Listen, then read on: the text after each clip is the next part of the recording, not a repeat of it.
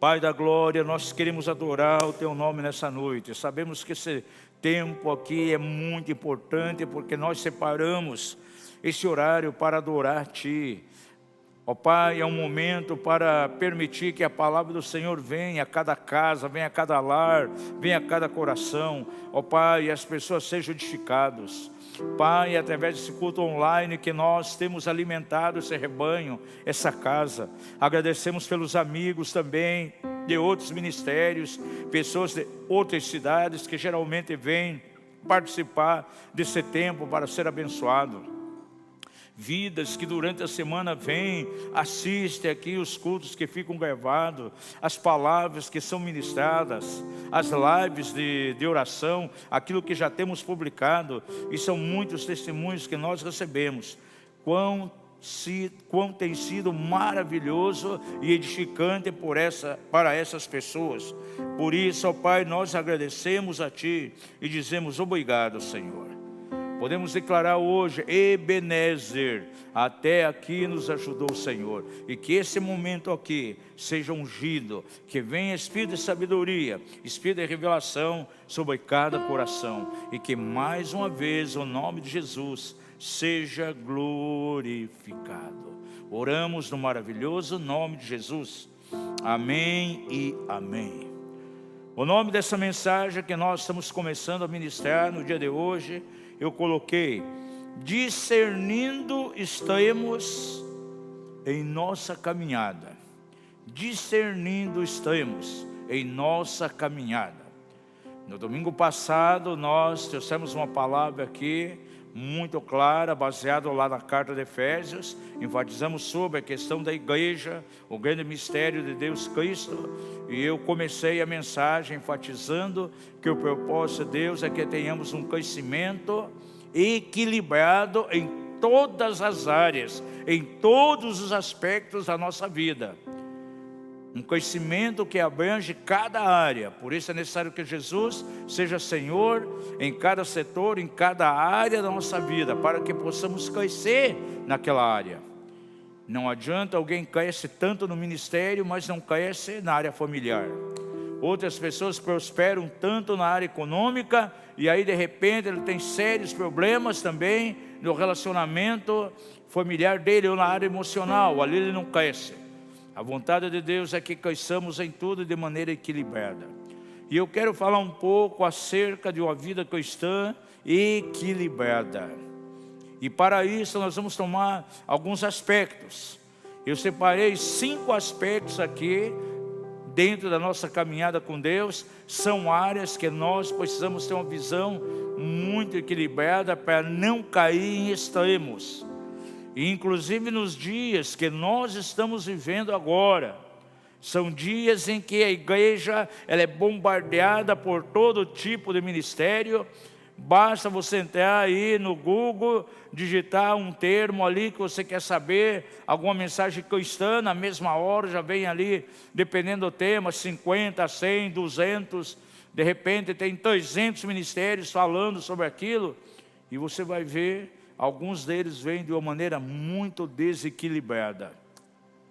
Quando nós trouxemos a palavra profética aqui para esse ano, liberamos aquela palavra com todos aqueles itens. Um dos itens que eu falei é o seguinte: que devido a essa pandemia, devido à situação que nós estamos vivendo, Satanás se aproveitaria para usar muitos falsos obreiros, muitos falsos mestres, muitos falsos ensinos sendo trazidos para dentro do corpo de Cristo. E é alarmante, né? Aquilo que nós vemos estar acontecendo. Pastor Eduardo ele preparou um vídeo aí, não sei se ele já postou, vai ser colocado essa semana, muito importante, né? É para atingir principalmente os da casa aqui, alertando acerca do cuidado, no sentido de analisar as escrituras, não ir comendo qualquer coisa que aparece, bebendo qualquer tipo de leite, porque tem muita coisa aí com fundamento de engano, tem muita coisa não alinhada com a palavra de Deus, vindo aí na internet, vai sendo distribuído nas redes sociais. A gente que tem muitos seguidores aqui, tem um WhatsApp vasto também, a todo momento vai chegando tanta coisa aqui, palavra profética, visão que um teve, outro já traz uma palavra, uma profecia de caos. E quantas dessas coisas que vêm não estão alinhadas com a revelação da Bíblia. E nós temos que filtrar tudo isso. Por isso eu senti no Espírito a responsabilidade de ministrar essa palavra, começar no dia de hoje, analisando alguns fatores concernentes à vida cristã, que eles estão sendo mexidos, estão sendo abalados nesses dias. E mais do que nunca nós precisamos sim, uma visão completamente equilibrada. O primeiro item que eu quero abordar, o primeiro aspecto, é naquilo que diz respeito à nossa manutenção. A visão que nós devemos ter acerca do dinheiro. Gente, Mamon ele tem atuado de tal maneira nesses dias, de uma maneira tão terrível. E você sabe que Mamon ele opera dentro de dois polos. Alguns acham que Mamon ele atua simplesmente atrás do amor ao dinheiro, simplesmente atrás da questão da chamada teologia da prosperidade. Gente, você sabia que a Bíblia condena a teologia da prosperidade? O que ela coloca diante de nós são princípios para nos fazer prosperar. Há uma diferença muito grande entre você estar mergulhado na teologia da prosperidade do que viver princípios da palavra que te fazem prosperar. E é o primeiro ponto que eu quero aqui abordar, porque eu vejo Mamon operando de maneira oposta, trazendo de maneira equilibrada dois tipos de comportamento da igreja. E inclusive esses dois comportamentos estão se manifestando na vida de muitos cristãos. Alguns num aspecto, outros no outro aspecto. De que maneira Mamon tem trabalhado? Joga muitas pessoas para a opulência, para o egoísmo, para amar o dinheiro. Nós temos falado aqui, temos pregado contra uma mensagem individualista do Evangelho, uma mensagem de um Evangelho completamente privado, particular, onde a pessoa ela quer ser beneficiada, e Mamon atua atrás disso, sem dúvida alguma. Mas também Mamon ele vai atuar em cima da miséria. Alguns aqui que talvez tenham um tempo de vida cristã mais antigo, poderão certificar daquilo que eu vou falar. Há 40 e poucos anos atrás, eu vi muitas mensagens, onde algumas pessoas declaravam que o cristão que é espiritual, é aquele que passa por necessidade. Quanto mais escassez financeira um obreiro tivesse, quanto mais escassez um pastor estivesse experimentando, mais espiritual ele era. E eu vi muitos desajustes acontecendo. Eu vi filhinhos pequenos de pastor sendo privados de ter uma boa educação, porque o pai era pastor e a mentalidade da igreja é que ele não podia ser próspero. O filho tinha que ir para a escola pública. Não poderia estudar na escola particular. Quantas vezes sendo privado de uma alimentação melhor, porque o salário muito apertado, e muitos na igreja diziam o seguinte: para manter o nosso pastor espiritual, tem que ser exatamente dessa maneira. Agora você sabe quem atua atrás dessa questão? Mamon. Aqui é o primeiro ponto de desequilíbrio que eu quero trazer. Posso visualizar no meu espírito aqui de maneira bem clara uma balança, mas essa balança desequilibrada. Em alguns momentos o prato onde está escrito miséria, teologia da miséria, está muito forte, está tendo um destaque, está lá embaixo, porque é um peso muito grande. Em alguns momentos, o outro prato da balança, onde aparece teologia da prosperidade, amor ao dinheiro, está tendo um sentido forte. E em alguns momentos, então, esse peso na balança está pendendo, porque a pessoa está sendo dominada por Mamon naquele momento. Agora, qual é o ponto de equilíbrio que a Bíblia nos dá? Existe um eixo de equilíbrio entre alguém viver na miséria e ele amar o dinheiro. A esse ponto de equilíbrio eu chamo de vida abundante. Que você possa dizer aí no seu lugar onde você está: vida abundante. Ou prosperidade bíblica. Você sabia que Deus deseja que você prospere? Deus deseja que você tenha vida abundante. Não tem nenhum texto na Bíblia que diz que Deus deseja que você seja rico. Pelo menos eu não achei até hoje. Se algum de vocês aí acharam, eu dou a palmatória aqui. Mas eu estudo a Bíblia há 40 e poucos anos, eu nunca encontrei isso. Mas encontro muitas vezes textos que dizem assim: o Senhor deseja que você prospere, que você tenha vida abundante. Por exemplo, você pode abrir lá no Salmo 25, verso 13, diz assim: qual é o homem que teme ao Senhor? Se eu temo ao Senhor, algo vai acontecer. Diz aqui: esse lhe ensinará o caminho que deve escolher, e ele permanecerá em prosperidade, e a sua descendência herdará a terra. Veja, aqui não diz que vai chegar um momento em si que eu vou ter uma abundância, eu vou prosperar naquele momento. Não, diz aqui que eu permanecerei em prosperidade, será algo contínuo. E esse é o propósito de Deus. Mas você vai dizer: mas apóstolo, a prosperidade, a vida abundante se constitui em ter um acúmulo de riqueza, muito dinheiro? Não. É ter minhas necessidades completamente supridas pelo Senhor, e vai ter um excesso para eu abençoar outros, para eu semear no reino. Porque eu conheço pessoas, amados, que têm muito dinheiro, mas eles não têm vida abundante. Certa vez fui a uma cidade para pregar o Evangelho, e me levaram numa família muito rica. Tinha lojas, era um dos principais doleiros da cidade, um apartamento muito chique, mas estavam vivendo uma tragédia. Naquela semana a filha tinha cometido suicídio.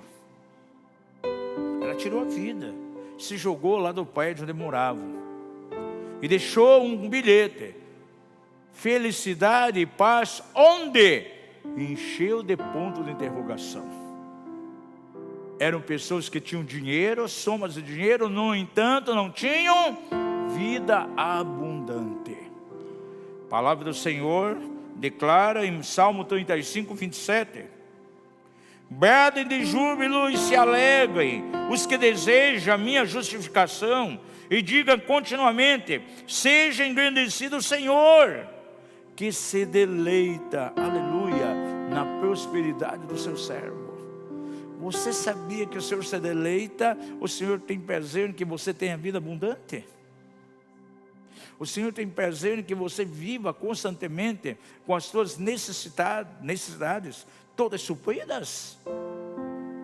E aqui nós colocamos por terra aquela ideia mais terrível, essa doutrina que entrou na igreja muitos séculos atrás, chamada a doutrina do docetismo. O que é a doutrina do docetismo? Que foi ensinada muitas vezes dentro de seminários. É que o cristão tinha que passar fome, ter necessidade, assim ele seria espiritual e humilde.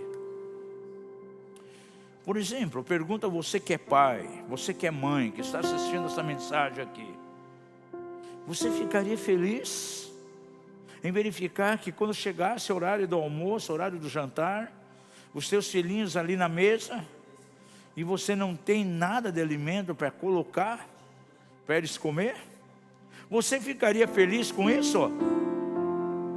Agora vamos trazer isso para o campo espiritual. Você acha que Deus teria prazer em que seus filhos, nós aqui, estivéssemos passando necessidade? Chegar a hora da refeição, nós não temos nada para comer, não conseguir pagar a conta de água, de luz, não dá algo confortável para a família? Então essa doutrina, ela cai por terra. E ainda, infelizmente, em nossos dias, existem pessoas que guardam lá no seu interior, essa doutrina terrível. E sabe quem está por trás desse tipo de entendimento, desse tipo de raciocínio? O espírito de Mamon. João escreve lá na sua terceira carta, ele diz assim: amado, desejo que te vá bem em todas as coisas, e que tenha saúde, assim como bem vai a tua alma. Aleluia. Estamos passando tempos de Covid-19, de perda de emprego, de achatamento econômico, onde muitas pessoas foram abaladas na área financeira. Agora, você acha que é propósito de Deus que seus filhos estejam passando fome nesse momento, estejam vivendo na escassez? Claro que não. Eu já tenho dito aqui, os tempos de escassez na Bíblia se constituíram nos tempos favoráveis para que Deus viesse e operasse ali os seus milagres. Esse é um aspecto. Agora tem o outro lado extremo. A esse lado extremo eu chamo de doutrina da prosperidade, o amor ao dinheiro, onde algumas pessoas querem entrar para o reino de Deus, receber a Jesus, para que algo aconteça simplesmente nas suas finanças. E infelizmente existem alguns segmentos evangélicos que trabalham só em cima disso. Nesses segmentos é muito difícil você ouvir um testemunho de alguém que chega e diz: olha, o Senhor entrou no nosso lar, o Senhor interviu na nossa família, e o meu filho, que era dependente em drogas, quebrou toda a dependência, ele se converteu, hoje ele serve o Senhor. Ah, o meu casamento estava se arrebentando, mas Jesus entrou e estamos em perfeita harmonia agora. O marido já tinha ido embora de casa porque essa família não tinha Jesus. Entrou o Senhor, agora tem a sua restauração. Nesse segmento, esse tipo de testemunho você não vai ouvir. Você vai ouvir o seguinte: não, a minha empresa, depois que eu entrei para o reino de Deus, ela cresceu em um ano, eu cresci 60%. Ah, eu recebi a Jesus, o carro tão sonhado eu consegui comprar. Me libertei, me livrei daquele poisé, e hoje eu estou com um carrão importado na garagem. Ah, o meu sítio tão sonhado, a minha chácara, hoje eu posso desfrutar de toda semana. Obrigado, Senhor, isso aconteceu porque Jesus entrou na minha vida. E você não vê nenhum testemunho de mudança. A Bíblia nos exorta de uma maneira muito forte. Mateus 6,24, Jesus fala acerca de Mamon. E considera Mamon como sendo um senhor, uma autoridade. Na verdade, a Bíblia fala somente de dois senhores. Se refere a dois senhores. Qual? Jesus, Senhor máximo sobre todas as coisas. E qual outro senhor? Mamon, o Deus das riquezas. São os únicos dois senhores que aparecem na Bíblia. Você vai encontrar lá em Mateus 6,24.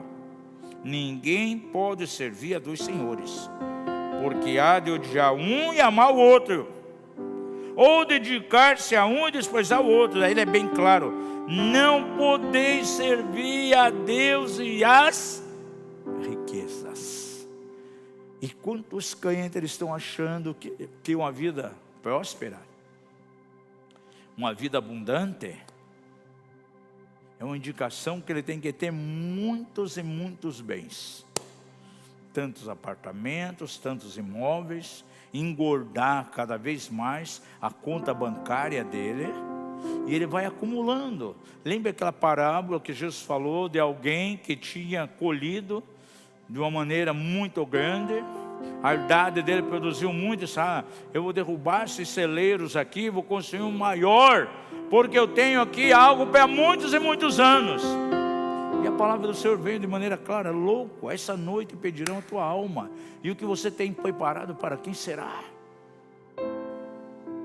No seminário de finanças, eu sempre coloco assim num tom ali, né, de humor. Me diga uma coisa, irmão: o dia que você falecer, o dia que você morrer, por exemplo, agora no coronavírus aí, está morrendo muita gente. E não está havendo escolha. É o mais simples, o carente que está morrendo. Não, de todas as classes sociais. Tem gente com acúmulo de riquezas, está morrendo também.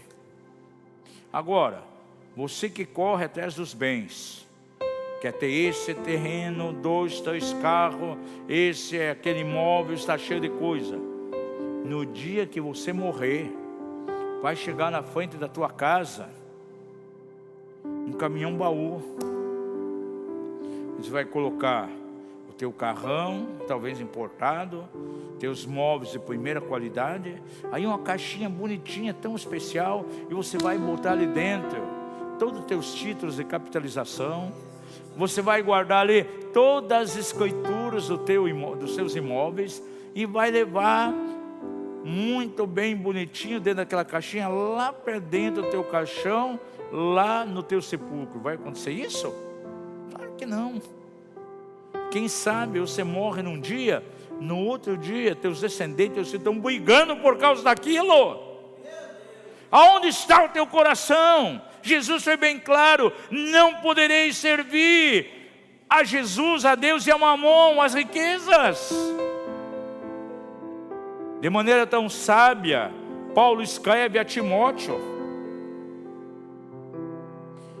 no capítulo 6, verso 10, porque o amor ao dinheiro é a raiz do quê? De todos os males. E nessa cobiça alguns desviaram da fé, e eles passaram assim com muitas dores. O que o apóstolo está falando aqui, é o dinheiro que é o problema? Não, mas o amor ao dinheiro sim. Amados, se o dinheiro está debaixo do meu controle, eu estou dominando o dinheiro, se eu sou senhor sobre ele, ele é o meu escravo, esse dinheiro vai ser bênção. Mas se o dinheiro é senhor, se ele me domina, se eu vivo em função do dinheiro, há uma obsessão por ter mais, por multiplicar, o que dá mais agora, é a ação da Petrobras, não, eu vou comprar ouro, não, o dólar subiu, vou transformar tudo em dólar, e vive numa obsessão. Diz a Bíblia em Provérbios que muitas vezes o acúmulo de dinheiro não deixa as pessoas dormir, porque ela está preocupada: o que vai dar mais, onde vai render mais? Ou ela não dorme de medo: eu apliquei naquilo, será que não vai quebrar? Aquela empresa está lá, as ações vai quebrar, meu Deus, vem aí eleição, vem o novo governo, o que vai acontecer com as aplicações? Ele vai pegar todo esse dinheiro, vai confiscar dinheiro, e ele não dorme. Bom é dormir, aleluia, tranquilidade, com o sono que vem do Senhor, aleluia. O equilíbrio entre viver na miséria e alguém amar o dinheiro, ser dobrar as riquezas, ser um amante do dinheiro, sabe qual o nome que eu dou a esse equilíbrio? Dou o nome de vida abundante. E é isso que o Senhor quer que você tenha. Com a vida abundante você não vai viver na miséria, porque todas as suas necessidades serão supridas pelo Senhor, e você não vai amar o dinheiro, não vai viver de maneira nenhuma escravizada por Mamon. E é isso que o Senhor quer trazer. Ele quer dar a você vida abundante, aí no seu lugar, que você possa colocar a mão no teu coração e dizer: o Senhor quer dar a mim vida abundante, e você vai ter todas as suas necessidades supridas. Você não vai dever para ninguém, e vai ter um excesso ainda para semear no reino de Deus. Jesus falou muito acerca desse equilíbrio lá no capítulo 10 do Evangelho de João, quando diz assim: o ladrão não vem senão para roubar, matar e destruir, e eu vim para que tenham vida e a tenham com abundância.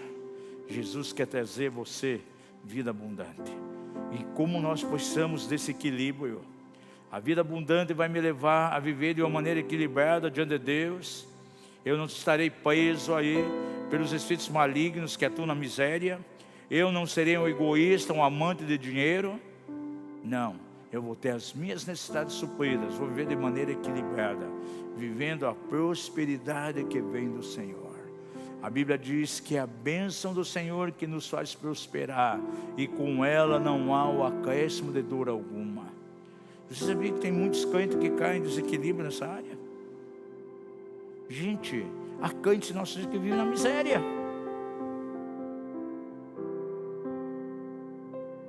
Muitas vezes os filhos até privados de uma boa educação, de uma boa alimentação. Por quê? Porque ele vive na miséria. É um desequilíbrio, o mamão está agindo ali. Ou ele vive no egoísmo, quanto mais dinheiro ele tem, mais ele quer. Não tem a mínima noção de que aquilo é passageiro. E a vida de um homem, a vida de um ser humano não constitui nos bens que ele tem. E o apóstolo diz, tendo o que comer, o que beber, se cobrir, uma casa para morar, com isso sejais o quê? Contentes. Aleluia. Glória a Deus. Sempre falo para minha esposa, como é bom. Eu deito em paz, não devo nada, minhas contas todas pagas, tenho condição de semear na vida de algumas pessoas, não amo dinheiro, tenho tudo o que eu preciso. Gente, que coisa tremenda. Eu li aqui Efésios, no culto passado, quando diz lá que o Senhor é nossa fonte de provisão e nele eu tenho tudo satisfatoriamente aquilo que eu preciso. Eu digo para minha esposa, eu não preciso de mais nada, gente. Tenho uma casa para morar, tenho um carro para locomover, tenho dinheiro para comprar comida em casa, alimento, abençoar algumas pessoas, semear no reino, e eu não quero mais nada. E como é bom desfrutar de paz, de alegria. Correr com as netinhas lá no quintal, brincar com as netas, chamar elas lá para fazer um lanche com o vô, brincar com elas, de vez em quando levar elas para passear, viajar para outro lugar, levar filho, filha, para desfrutar um tempo de comunhão. Glória a Deus. Digo para mim, eu não quero mais nada que isso, tá bom, maravilhoso, e eu não vou levar nada disso. Eu tendo algo para deixar para meus filhos e netos, já estou satisfeito. Porque a Bíblia diz que o homem de bem, ele deixa o quê? Uma herança para os seus filhos. E a Bíblia diz que aqueles que amam o dinheiro e querem muitas vezes satisfazer essa ganância, eles caem em muitas armadilhas nocivas. Está escrito lá na carta de Timóteo. Isso é muito importante. Como nós precisamos, amados, na igreja, desse equilíbrio. E é esse equilíbrio na nossa vida que vai nos levar a se portar como igreja nesse tempo de pandemia agora, gente. A cada domingo tem sido falado aqui de alimentos. Muitos até da igreja não sabem aqui, mas nós temos ajudado, a igreja tem ajudado muitas pessoas em alimentação. A liderança dessa casa tem ajudado pessoas. Há cerca de 2 meses eu recebi uma mensagem de alguém, pastor, na pandemia, a igreja dele fechou, as pessoas foram embora, ele não tinha mais recurso financeiro para pagar o aluguel, acabou a igreja, filhinho pequeno, e ele me liga desesperado. Ele falou, sabe o que eu estou dando para alimentar meu filho? Eu estou dando a ele todos os dias chá de capim-limão. Eu não tenho comida para dar para ele. Agora capim-limão tem aqui no quintal, eu dou um chazinho de capim-limão para ele. Gente, quando ele falou isso, cortou o coração meu da minha esposa. Não, nós vamos mandar um dinheiro para você aí, vamos ofertar sim, para você fazer uma compra. No dia seguinte lá, mandamos um bom valor, que daria para fazer compra aí por uns 2 meses, mais ou menos, para alimentar a casa. Agora, quem vai socorrer essas pessoas aí? Eu nunca esqueço a experiência de Benerim, pregando há anos o evangelho da prosperidade, mensagem de prosperidade, até que o Senhor mandou ele à Índia. E ele viu aqueles cristãos sem comida para colocar na mesa, comendo fubá, farinha crua, mas eles alegres, cheios do Espírito Santo, cantando, salmodiando a Deus. Ele mudou a mensagem dele. Começou a vender bens, o ministério para investir na Índia. E hoje ele prega uma outra mensagem. A teologia da prosperidade está por aí, amados, fazendo muito estrago. E o equilíbrio entre a teologia da miséria e a teologia da prosperidade chama, sabe o quê? Chama-se vida abundante, prosperidade pelos princípios da Bíblia. Irmãos, filhos dessa casa, nunca você vai ver eu ou algum ministro da casa vindo aqui nessa plataforma e pregar uma mensagem de prosperidade, jamais. Jamais você vai ver algum de nós dando aqui um seminário de prosperidade, ou trazendo alguém aqui na igreja para dar um seminário de prosperidade. Jamais vamos fazer isso. Mas você vai ouvir a gente pregar muitas vezes aqui. Eu, os outros ministros da casa, ou pessoas que vamos trazer, você vai ouvir eles falando sobre os princípios de Deus que podem nos fazer prosperar. Porque o que nos faz prosperar não é uma campanha aí de prosperidade. Muitas pessoas foram atrás disso e se endividaram. Eu conheço pessoas que fizeram empréstimo em financeira para honrar a oferta de alguém que chegou ali de uma maneira emocional, usando chantagem emocional, arrancou o que as pessoas não tinham. Eu posso garantir a vocês, Deus não está nisso. E quantos vieram de segmentos que trabalhavam dessa forma,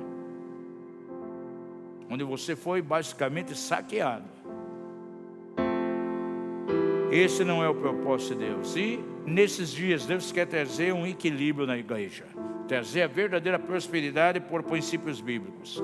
Deus quer trazer sim a vida abundante. Esse é o primeiro ponto onde temos que ter equilíbrio. Segundo lugar, nesses dias de pandemia, está havendo uma avalanche aí de profecia, de revelação, mensagens, e eles falando que isso vem da parte do Senhor. A segunda área que a igreja precisa alcançar um equilíbrio apostólico nesses dias é entre dons e caráter.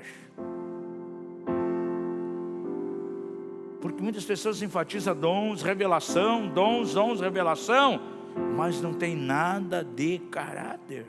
Você sabia que os dons é dádiva do Senhor para alguém? Não é algo que Ele produz, porém os frutos são produzidos.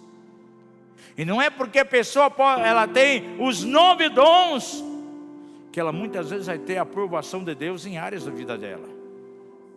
Os dons, amados, não geram caráter. O que gera caráter num cristão são os frutos do Espírito. E veja que o Senhor é tão sábio. Quando a palavra de Deus foi inspirada, os homens de Deus escreveram a palavra, o Senhor trouxe de uma maneira tão equilibrada. Em 1 Coríntios 12, nós estudamos com os irmãos da integração essa semana os 9 dons do Espírito. Aí você vai lá para a carta de Paulo aos Gálatas, no capítulo 6, versos 22 e 23, você vai encontrar o quê? 9 manifestações do fruto do Espírito. Isso equilibra a balança, porque a balança espiritual de alguns, o prato onde está escrito dons espirituais, está lá embaixo, porque ele enfatiza mais os dons. Volto a dizer, dons espirituais não gera caráter. Ah, mas como assim, apóstolo? Poderia explicar melhor? Explico melhor, sim. Abra sua Bíblia, por favor, ali em 1 Coríntios, no capítulo 1, verso 7. Você sabia que a igreja de Corinto, ela tinha todos os dons? Olha o que Paulo diz aí nesse verso. De maneira que nenhum dom vos falta. Nenhum dom faltava àquela igreja. Tinha os 9 dons, mas como eles eram? Crentes maduros? Crentes de caráter? Não. Veja no capítulo 3 o que Paulo diz a eles. Há uma igreja que tinha todos os dons e foram considerados pelo apóstolo completamente carnais. Eu, irmãos, não vos pude falar como espirituais, mas como a carnais, como a criancinhas em Cristo. Leite vos dei por alimento e não comida sólida, porque vocês não podiam suportar, e nem ainda agora vocês podem suportar, porque vocês são carnais ainda. E agora, quantos dons eles tinham? Os 9, todos os dons. Os dons vocais, tinham os dons de poder, os dons de fé. Pois havendo entre vós inveja e contendas, não sois porventura carnais? E não estáis andando segundo os homens? Amados, quando você estuda a carta de Coríntios, dessa igreja lá em Corinto, você vê que tinha divisões na igreja. Ah, eu sou de Paulo. Ah, não, eu sou de Apolo. E Paulo tem que escrever quem é Paulo, quem é Apolo, senão servos do Senhor, a quem Deus usa. Um planta, outro rega, e é Deus que dá o crescimento. Essa igreja que tinha os 9 dons do Espírito estava cheia de pecados e imoralidade lá dentro, debaixo da influência terrível da imoralidade que estava ali em Corinto, porque tinha lá o templo da Afrodite, com 1000 prostitutas que praticavam a prostituição sagrada. Nós estivemos lá para orar nesse lugar. É um lugar concentrado de força maligna. E imagina nos dias de Paulo. E quantos que participavam lá do culto a Afrodite se converteram, homens e mulheres. Porém, na igreja eles continuavam com o mesmo comportamento. E no capítulo 6, Paulo teve que escrever: no passado alguns de vocês foram sodomitas, foram adúlteros, estavam com orgias lá dentro do templo da Afrodite, mas saiba que vocês foram santificados, foram lavados, justificados. Vocês não podem mais ter esse comportamento. Isso estava cheio dos dons espirituais ali. Até nos dons havia confusão. Boa parte do capítulo 12 e o capítulo 14 inteirinho, Paulo escreve para trazer orientações em como eles tinham que exercitar os dons. Quem sabe muitos se sentiam muito orgulhosos por ter os dons. Quem sabe no momento ali do culto era uma bagunça total, porque cada um queria expor o dom que tinha. E ele falou: olha, está orando em línguas, é bom esperar um pelo outro. Todos vocês podem profetizar, um após o outro, porque havia confusão. Todo mundo queria profetizar ao mesmo tempo. E quem sabe era para expor exatamente o orgulho. Ah, eu sou usado por Deus. Tinha coisas graves dentro da igreja. Faltava amor entre aqueles irmãos. Um irmão de dentro daquela igreja foi prejudicado por outro, dentro da própria igreja. E sabe o que ele fez? Foi lá no tribunal e abriu uma ação contra aquele irmão. E Paulo disse: puxa, vocês não são maduros, não são espirituais aí?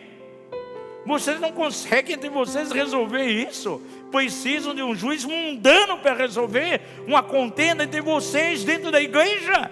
E essa igreja tinha o quê? Os 9 dons do Espírito. Guarde isso. Dons não é sinal de caráter.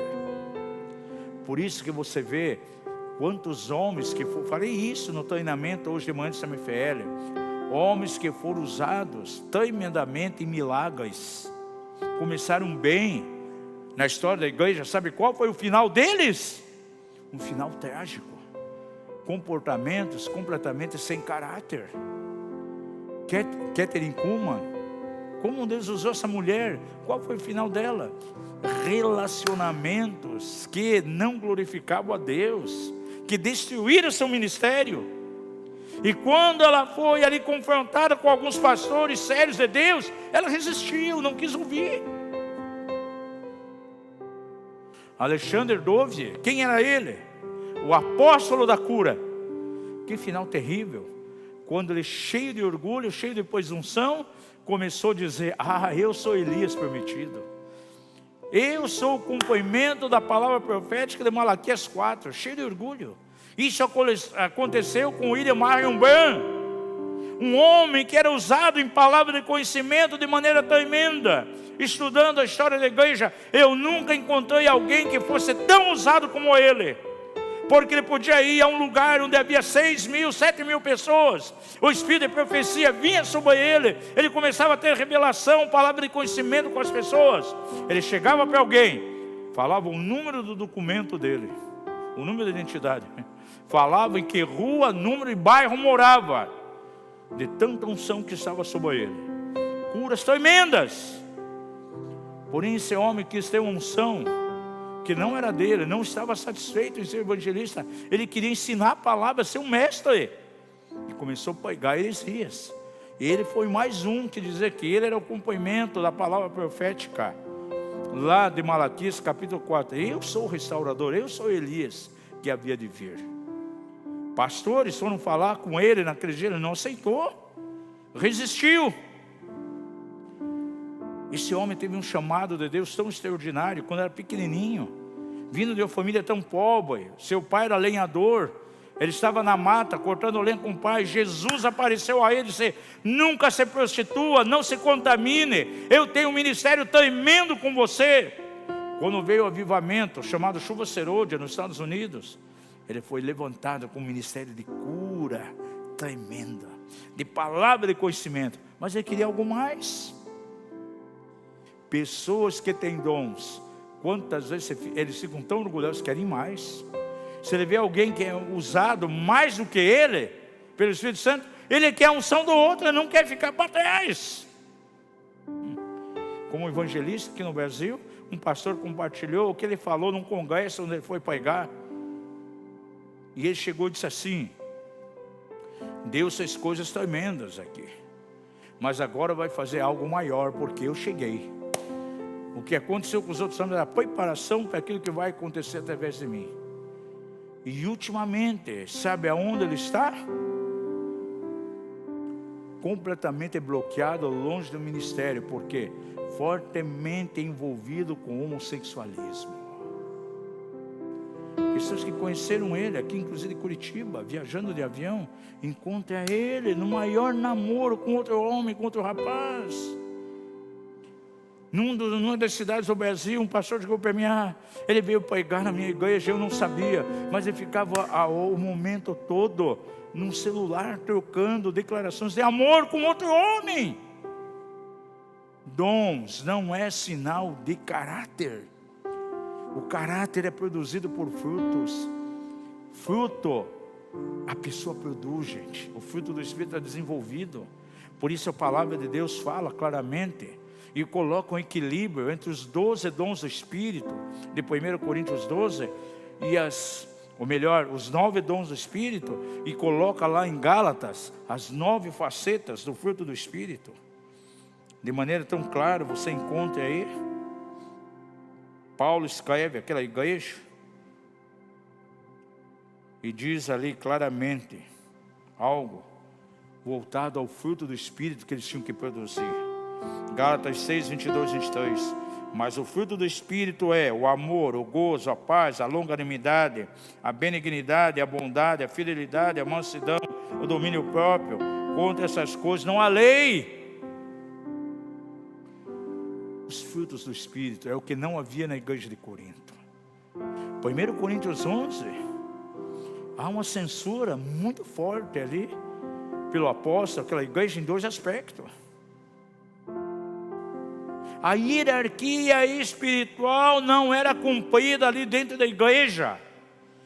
Ao ler o capítulo 11, me parece que começou dentro da igreja um movimento feminista.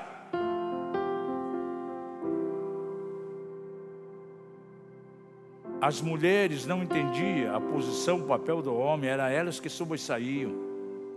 Por isso ele teve que escrever ali de maneira incisiva: vocês têm que saber, Cristo é o cabeça de todo homem, e o homem é o cabeça da mulher, porque havia um movimento feminista ali terrível, as mulheres queriam sobressair, de maneira tão terrível. E foi nessa ocasião que Paulo teve que escrever: eu não permito que a mulher fale na igreja. E todo mundo já pega, atenção numa doutrina, acho que mulher não pode ser pastor, não pode pregar o evangelho. Era algo para aquele tempo ali, de maneira muito específica. E no capítulo 11 diz que eles não tinham amor, não discerniam o corpo de Cristo. E no momento da ceia diz: olha, vocês não podem participar da ceia indignamente, por não discernir o corpo de Cristo no meio de vocês. Há muitos enfraquecidos, há muitos que dormem e alguns mortos na morte espiritual. Por quê? Não discerniu o corpo de Cristo, não tinha o valor adequado para os outros irmãos. E essa igreja tinha o quê?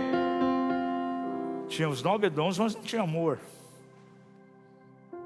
não tinha misericórdia, ao ponto de levar alguém para um tribunal humano. Tinha heresias ali dentro, gente. Se você vai estudar o capítulo 15 da carta de Paulo, aquela igreja, o capítulo inteiro ele trata acerca de um grupo de pessoas ali que não acreditavam nem na ressurreição. E ele teve que escrever: puxa, se vocês não acreditam na ressurreição, de que adianta eu pregar o evangelho para vocês? Teria que falar do seguinte modo: vamos beber hoje, vamos comer, porque amanhã vai morrer e não tem mais. Não tem juízo eterno, não tem vida eterna depois. Se não tem ressurreição, é vã toda a nossa pregação. E alguns ali tinham essa doutrina. Não creem na ressurreição. E era a igreja que tinha o quê? Os 9 dons do Espírito. Que outra doutrina terrível eles tinham? Tinha um grupo ali que batizava as pessoas pelos mortos. É o único texto na Bíblia que fala acerca de batismo pelos mortos. Eles viviam a heresia. Olha quanta coisa errada dentro da igreja de Corinto. E eles tinham o quê? Os 9 dons. Então, amados, eu posso visualizar aqui diante de mim uma balança, de maneira equilibrada. Num prato da balança, dons do Espírito Santo. No outro é o prato o quê? Fruto do Espírito Santo. E tem que estar equilibrado ali, de uma maneira tremenda. E sabe qual é o nome que eu dou ao equilíbrio entre essas duas coisas? Uma vida no Espírito. Deus não quer que você seja cético contra os dons espirituais, mas Deus não quer que você seja um fanático também. Vamos usar os dons com equilíbrio.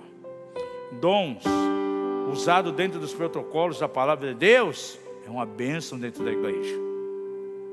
Mas ser usado de maneira exagerada é algo perigoso. Pode levar ao quê? Ao fanatismo. Em muitos lugares entraram realmente para o fanatismo. Quer ver algo?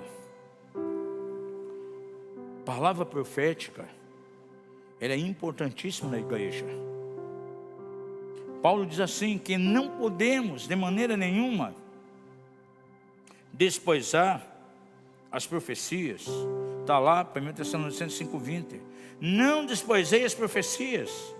Mas no outro versículo já vem uma palavra de equilíbrio. Eu tenho que fazer o quê?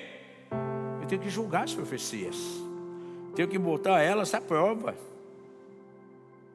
Será que ela está em concordância com a palavra do Senhor? Qual a idoneidade do vaso que está trazendo aquela palavra profética?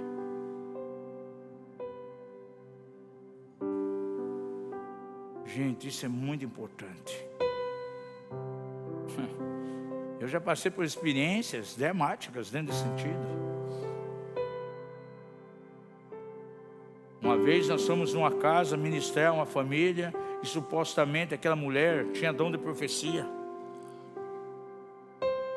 E ela chegou para mim, olhou e disse assim: o Espírito do Senhor deu uma palavra para mim ministrar a você. Dentro de tantos dias você vai morrer. E pôs uma data da minha morte. Eu disse: o quê? O quê?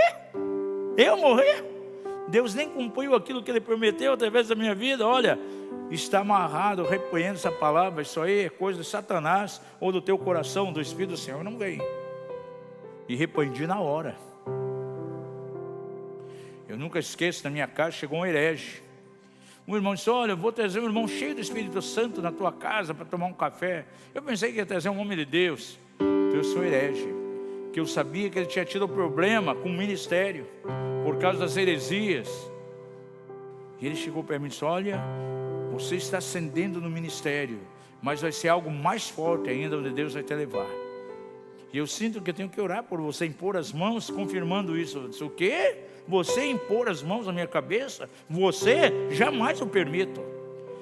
E só estou recebendo você hoje aqui, porque a pessoa não falou quem era, falou que vinha um irmão cheio do Espírito Santo, e eu fiquei surpreso quando você chegou. E eu declaro: você não é bem-vindo dentro da minha casa. Por favor, você se retire. Gente, eu não posso nem tomar um café com uma pessoa dessa. Paulo, ele diz: aquele que não traz a mesma doutrina, eu não posso nem comer com ele. Ah, mas o apóstolo é duro, né? Sou, pela verdade, sou sim. São anos de caminhada, a gente não engole qualquer coisa. Por isso a gente procura aqui trazer palavras para a igreja, porque nesses dias de pandemia, amados, está chegando palavras das mais terríveis que você possa imaginar. E tem alguns irmãozinhos, não tem discernimento, acaba comendo aquilo. Alguém diz: olha, para você ouvir alguém, uma mensagem, uma palavra profética, tem que ser aplicado o princípio do comer peixe. Coma a carne do peixe, jogue o espinho.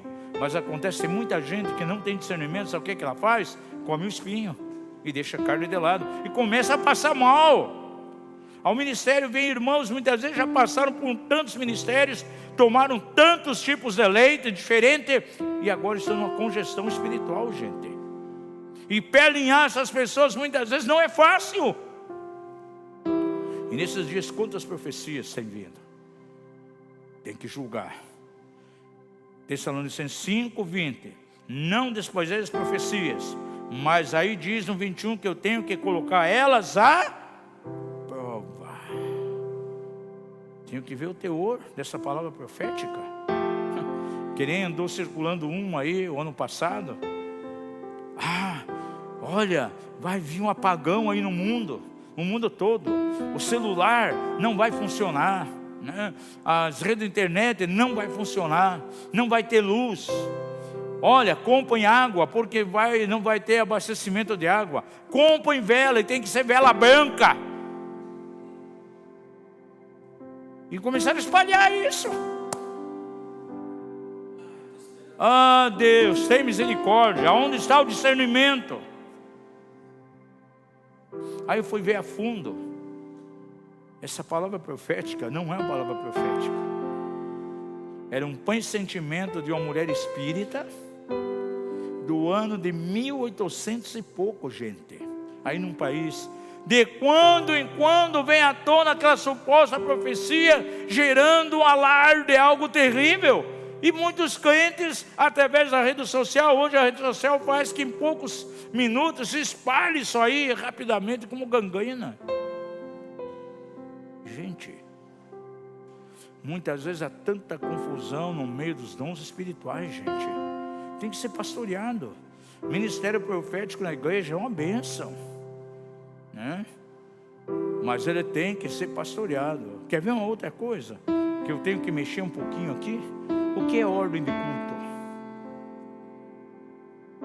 Paulo diz assim lá em Coríntios, porque eles estavam longe da questão de ordem de culto. Todos podeis profetizar um após o outro. Todos podereis falar a língua estranha.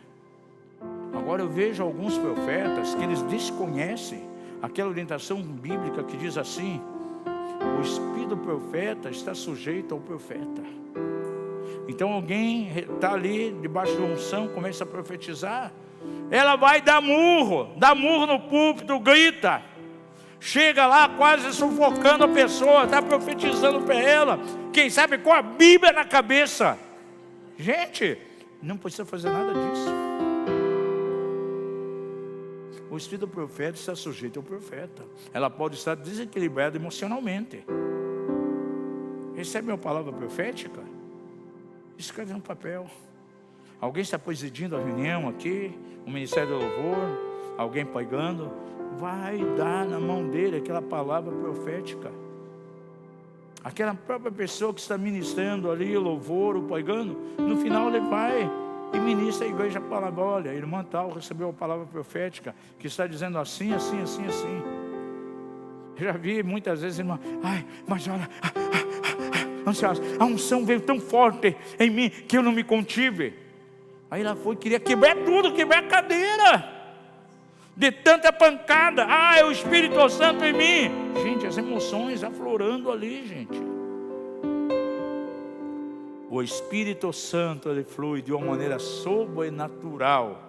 Eu sempre digo, o Espírito Santo age naturalmente, de uma forma sobrenatural, com harmonia. Eu conheço algumas igrejas carismáticas que a gente vai. Gente, é um fluir do Espírito de maneira tremenda, numa total harmonia. Na hora da adoração tem muitas pessoas que profetizam. Há um microfone ali já colocado para ele ir lá, quem sabe recebe uma palavra do Senhor. Olha, o Espírito Santo mostrou isso, e compassadamente ele vai, muitas vezes é uma palavra para uma das pessoas. Ele diz, olha, aquele irmão que está ali, Deus me deu uma palavra para ele, é assim, assim, assim. Ou ela vai, canta um cântico no Espírito, numa total harmonia, que não interfere no espírito do culto. Gente, somos uma igreja apostólica, e a igreja apostólica ela vai mover de uma maneira tão equilibrada. E uma das coisas que eu vejo na igreja hoje, que há um desequilíbrio muito grande entre dons e caráter. Por isso que muitas pessoas que foram usadas de avivamento tiveram um final muito triste. Avivamento na Argentina, Tommy Hicks. Que coisa tremenda. Quantas pessoas foram salvas, quantas pessoas ganhas para Jesus. A mulher de Juan Perón foi curada através desse ministério. Conta-se na história da igreja que após as cruzadas dele à noite, no dia seguinte, ia os carros da prefeitura, os caminhõezinhos, simplesmente para coletar as muletas que ficavam ali, pessoas que eram curadas. Quantas cadeiras de roda foram dadas para doação, porque as pessoas chegavam com cadeira de roda e eram curadas. Um mover tremendo que sacudiu a Argentina, sacudiu a América do Sul. Dons de cura ali acontecendo. Revelação. Agora, você sabe qual foi o final desse homem? Nos dias da sua morte, como foi? Não foi nada glorioso. Porque para Deus não importa como as coisas começam, o importante é como elas vão terminar. Esse homem que foi o instrumento do avivamento da Argentina, ele teve o final dos seus dias jogado em sarjetas numa cidade dos Estados Unidos, completamente bêbado, alcoolizado, e foi assim que ele morreu. Por quê? Porque dons não formam caráter. O que forma caráter são os frutos do Espírito. Vamos crescer aqui na casa em dons, em nome de Jesus. Batismo de fogo, coisa sobrenatural, mas de uma maneira equilibrada, para glorificar Deus, não para a vaidade das pessoas, não para se colocar como alguém que é mais usado do que os outros. E vamos desenvolver sim o fruto do Espírito. Num prato da balança, 9 manifestações do Espírito, porém no outro prato, para equilibrar, 9 facetas do fruto do Espírito, para a glória de Deus. É o terceiro ponto, porque está havendo um abuso muito grande nesses dias na questão de dons, questão de unção, questão de profecias. Gente, é cada coisa sem pé e cabeça que vem, você vai ouvir, você já vê na hora, não tem nada do Espírito, não está em linha com a palavra de Deus. Gente, profecias que vêm contra a Bíblia. Alguém chega e diz, puxa, eu me converti, e agora tudo é novo na minha vida, até um casamento novo eu quero, porque com aquela mulher eu casei lá na feitiçaria, foi lá no centro terreiro, e agora o Senhor disse que é tudo novo na minha vida, já estou buscando uma esposa nova. Gente, é coisas terríveis. Olha o que minha esposa me confrontar, uma intercessora, alguém que movia em dons, numa cidade aqui do Brasil. Ela disse: eu quero conversar com você, eu tenho um assunto para conversar. Estou feliz, eu quero uma confirmação tua. Deus está mandando o meu marido. Eu orei tanto, o Senhor está mandando um marido para mim. E é interessante que quando recebi uma palavra profética, o Espírito disse assim, que esse marido viria pelos ares. Aí chegou um pregador na cidade, itinerante, desses que são avulsos, não dão satisfação a ninguém. Pregou lá numa igreja, que não era que ela fazia parte, já foi em rebelião com o pastor, foi numa reunião lá numa casa. Naquela mesma noite, ela teve envolvimento sexual com ele, foi para um motel com o camarada, e na mente dela, era o marido dela que Deus tinha mandado. Daí ela falou: olha, e eu tenho certeza, o Espírito Santo já falou comigo, ele é meu marido. Mas de onde veio essa pessoa? Ela contou toda a história. Olha, veio para Igal, me envolvi com ele. Ele é casado, tem filhos lá na outra cidade. O quê? E ela já, minha esposa, repreendeu: você não passa de uma sem vergonha, mulher. Cria vergonha nessa cara aí. E já nem quis ouvir mais. Muitas vezes tem que chegar exatamente dessa maneira aí. E no meio dos dons espirituais, gente, eu já vi tanta confusão, pessoas, misericórdia, amados. Pessoa vai numa igreja lá, retetir, faz acontecer, na mesma noite tem envolvimento com 3, 4 moços da igreja. Já fui ministrar em igrejas que eu fui lá, sabe para quê? Para apagar fogo, porque passa esse camarada, deixa uma destruição. Isso marca terrivelmente a igreja. A gente tem que ir lá ministrar a cura da igreja para limpar dessa contaminação. Deus quer trazer sim uma unção nova na igreja, mas uma unção equilibrada. E nós queremos na casa aqui abundar nos dons. Nós queremos abundar nos frutos do Espírito. Não queremos, em nome de Jesus, ser uma igreja como Corinto, onde Paulo diz: nenhum dom falta a vocês. Mas ele teve que, de maneira severa, corrigir muita coisa dentro daquela igreja. Uma igreja onde tinha divisão, não amava, onde tinha pecados, imoralidade. Até um jovem, um rapaz que tinha um caso sexual, um caso terrível ali, com a própria mulher do seu pai. Um envolvimento do enteado com a madrasta, e isso trazia uma contaminação. A liderança daquela igreja ali permitia, e Paulo diz: vocês estão inchados, vocês não tratam com isso. É um fermento que está levedando toda a massa. E Paulo corrigiu. E esse mesmo Paulo que foi tão severo no sentido de corrigir, passou algum tempo, aquela pessoa se arrependeu dentro da igreja. E Paulo muda o seu discurso agora. Receba o sermão. Vão lá, ministrem ele, para que ele não fique desanimado. Olha, gente, a disciplina é algo tão maravilhoso, porque a disciplina sempre é restaurativa, não é uma disciplina punitiva. A Bíblia nos dá todos os parâmetros, é só seguir o manual aí do fabricante. Eu e minha esposa, de vez em quando, nós rimos muito. Agora ficou uma onda de pastores responder perguntas, né? E uma resposta ali rapidinha, de 1 minuto, meio minuto. Aí a gente dá risada demais com esse tipo de pergunta que vem ali. Eu disse para ela: isso aqui é mais um negócio cômico do que outra coisa. Agora outros pastores já começaram a fazer. E hoje nós começamos à tarde, né, está descansando um pouco, e começamos a ver algumas perguntas de um pregador na área de família. E as perguntas que vêm, misericórdia, você tem que mais rir. Aí você pensa: puxa, isso aí é crente, gente? Isso aí é uma pessoa é um cristão? Gente, vamos se converter, vamos ler a Bíblia, vamos mergulhar na Bíblia. Está faltando o que? Palavra de Deus para essa gente. Meu Deus, a que ponto desequilibrado nós vamos chegando? Então, nesses dias, Deus quer trazer, sim, de maneira muito forte, o que? Um equilíbrio entre dons e caráter. Um equilíbrio entre aquilo que é pobreza e aquilo que é amor ao dinheiro. Um terceiro ponto, e eu paro por aqui, eu nem vou entrar nesse, porque isso aqui eu tenho que gastar um tempo tremendo, é a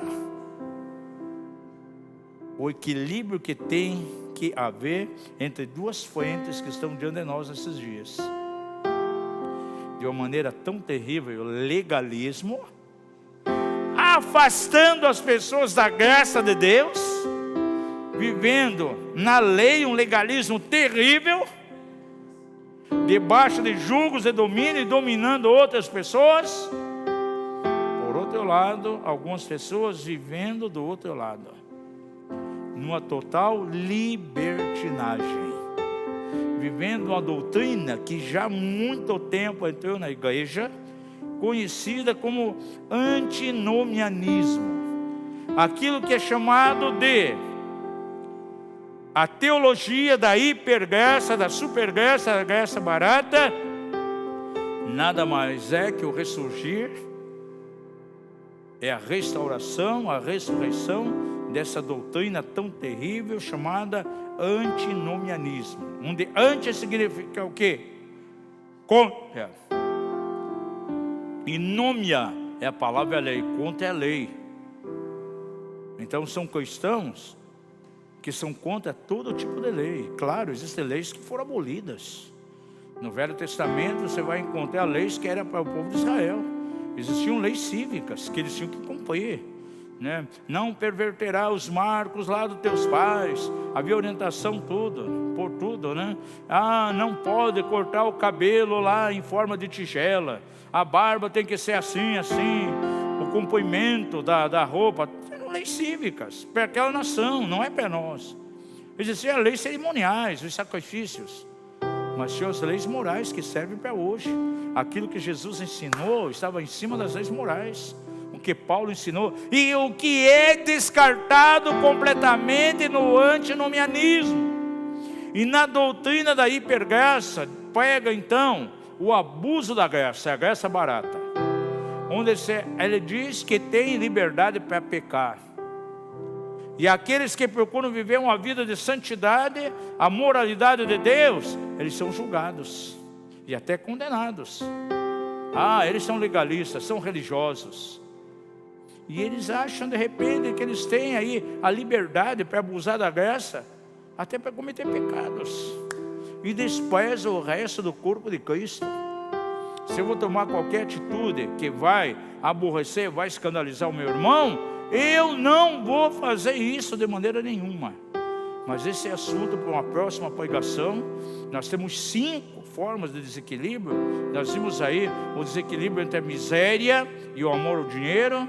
Aí daí vimos o desequilíbrio acerca dos dons, não enfatizando o caráter, porque podem algumas pessoas desprezar os dons e dizer não, é só caráter, caráter, caráter, frutos, frutos, frutos, e não aceitar os dons do Espírito. Os 9 dons tem que ser equilibrado. 9 dons num prato da balança, 9 manifestações do fruto do Espírito na outra. E numa próxima mensagem nós vamos falar aí, então do desequilíbrio que há entre a questão do legalismo e a graça barata, o abuso da graça. E depois tem mais dois temas ainda que eu quero aqui abordar, em nome de Jesus. Aí na sua casa, coloque a mão no seu coração, nós vamos orar ao Senhor. Talvez está pensando, puxa, hoje a palavra foi dura. Puxa, eu esperava aí uma palavrinha de bênção, pelo menos uma profeciazinha aí do apóstolo para me abençoar aqui, esse dia de tanta tristeza do coronavírus, né? Poderia vir uma palavra profética de ânimo. Gente, o Espírito Santo mandou pregar isso hoje. Tem dias que nós agimos aqui debaixo de um manto profético, Deus orienta, mas tem dias que são reuniões apostólicas. Na igreja do Novo Testamento tinha reuniões proféticas, né? E reuniões congregacionais, onde movia de maneira forte o Espírito Santo, mas tinham reuniões apostólicas, que era mensagem dura, e geralmente eram longas. Era tão longa que, em certa ocasião, um rapaz chamado Eutico, ele caiu da janela, quebrou, né? Morreu, né? Chegou a morrer. Paulo teve que orar pela ressurreição dele. Fique tranquilo, se alguém aí morrer, nós vamos orar para que você ressuscite em nome de Jesus. Mas não é por causa do Covid-19 não. Você ficou assustado com a mensagem aqui que foi pregada? Vamos orar e você vai ressuscitar. Amados, a palavra é viva e eficaz. Gente, a palavra de Deus é uma espada. E uma espada, o que ela faz? Ela corta, ela cutuca a gente. E quando a palavra, a espada do Espírito nos toca, nos cutuca, dói. Quando essa palavra vem e corta, dividindo a alma do Espírito, vai doer. Porque o Senhor quer que prevaleça em você a natureza do Espírito e não a natureza carnal. Em nome de Jesus, coloque a mão no teu coração. Pai da glória, procuramos ensinar nessa noite aqui a tua palavra. São dias, Senhor, de alinhamento. Ó Pai, quando estamos alinhados com a tua vontade, aos princípios da tua palavra, a bênção do Senhor, ela vem de uma maneira tão clara em nossa direção. As portas se abrem, nós podemos entrar pelo caminho que o Senhor abriu, porque o Senhor já foi à frente primeiramente, e nós vamos simplesmente seguir. E mais do que nunca nesses dias que estamos vivendo, Pai, dias de perplexidade, eu entendo que temos que sim seguir o mover da nuvem. E seremos abençoados, Pai. Aí praga alguma chegará à nossa tenda. Nós não seremos abalados por aquilo que está acontecendo hoje aqui na terra, no mundo. A tua palavra diz que é mistério que as coisas que são abaláveis sejam de fato abaladas, para que permaneça, Senhor, somente aquilo que é inabalável, que está no teu reino. E nós queremos declarar sobre essa casa aqui, essa palavra que está lá em Hebreus 12. O Senhor vai continuar nesses dias sim, abalando, sacudindo, para remover todas as coisas, e que permaneça somente o fundamento único que é Jesus Cristo. Pai, queremos caminhar na luz da tua palavra. São dias que podemos experimentar, Senhor, de uma maneira tão gloriosa, a tua provisão. Os céus se abrindo sobre nós. Pai, as fontes de provisão sendo abertas. E nada vai nos faltar, teremos o suficiente. Eu digo a Ti nessa noite, Senhor, obrigado, Ebenezer, porque Tu tens cuidado de nós. Pai, de uma forma tão maravilhosa. Podemos experimentar os teus milagres, os teus cuidados nas mínimas coisas. Nada nos falta, Pai. Obrigado, Pai. É a provisão, é aquilo que vem do teu coração. É um sinal de que tu nos ama. Pai, ajuda-nos cada vez mais sermos, Pai, uma comunidade aqui apostólica. Ajuda-nos, Pai, a cada dia dependermos do Teu Espírito Santo, sermos de fato a igreja profética, uma igreja que conhece o pulsar do Teu coração, uma igreja, Pai, que caminha segundo a diretiva do Teu Espírito. Nesses tempos aí de trevas, nesse tempo de escuridão, o Senhor já nos deu a palavra profética aqui, de maneira tão clara, e nós atentamos para ela. Haverá trevas na terra, sim. A escuridão vai assolar os povos. Mas sobre nós virá surgindo o Senhor como luz, e andaremos na luz que vem do Senhor. Aleluia. Ainda que as trevas venham cobrir a terra, que haja um tempo de glória sobre essa casa. Eu abençoo cada vida que assistiu esse culto.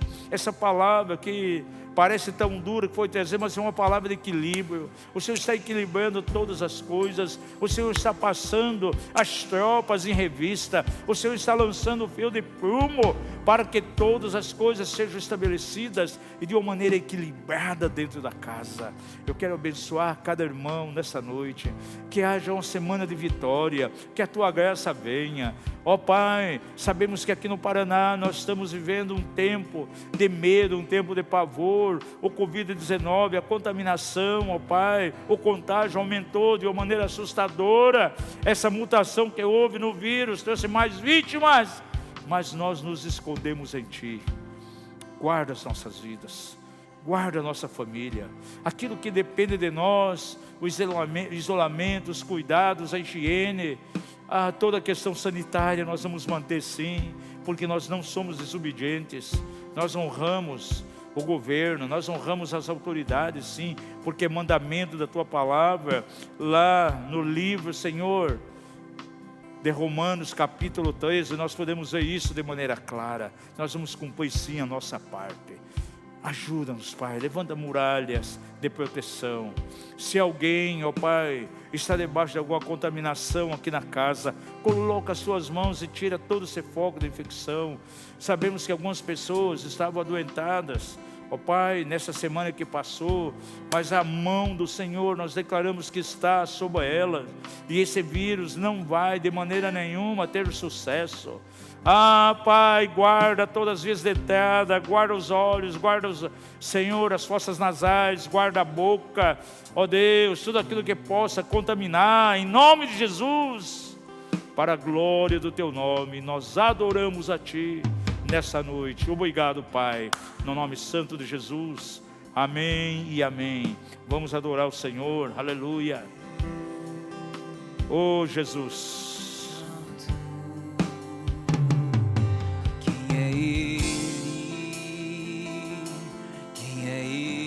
Aleluia. O fundamento. Oh, Jesus, o fundamento. Aleluia. A única base. Oh, Rakatacharabacandere que seribai. Rei babababahanda harababá. Rakatarabassoro kotosorolomucoia. Aleluia.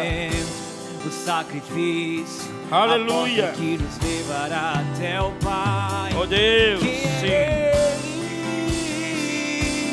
Quem é Ele? O fundamento, o sacrifício, a porta que nos levará até o Pai. Quem é Ele? Quem é Ele? O fundamento, o sacrifício, a porta que nos levará até o Pai. Jesus, a imagem do Deus invisível. Jesus, a glória do Deus Pai. Jesus, a imagem do Deus invisível. Jesus, a glória do Deus Pai. Jesus, a imagem do Deus invisível. Jesus, a glória do Deus Pai. Jesus, a imagem do Deus invisível. Jesus, a glória do Deus Pai. Aleluia, glória a Deus. Que a graça do Senhor seja sobre você de uma maneira abundante. Obrigado, Senhor, por esse momento de adoração, esse momento de ministração da palavra. Lembramos do tempo de oração, o tempo de adoração no dia de amanhã, 19 horas, pelo canal aí do Mapev Music. Venha participar. Deus tem algo maravilhoso para ministrar o teu coração. Tenha uma semana abençoada, debaixo da mão do Todo-Poderoso. Seja alimentado a cada dia, nas nossas redes sociais, na célula semanal, e que tudo seja para a glória do nome de Jesus. Amém e amém.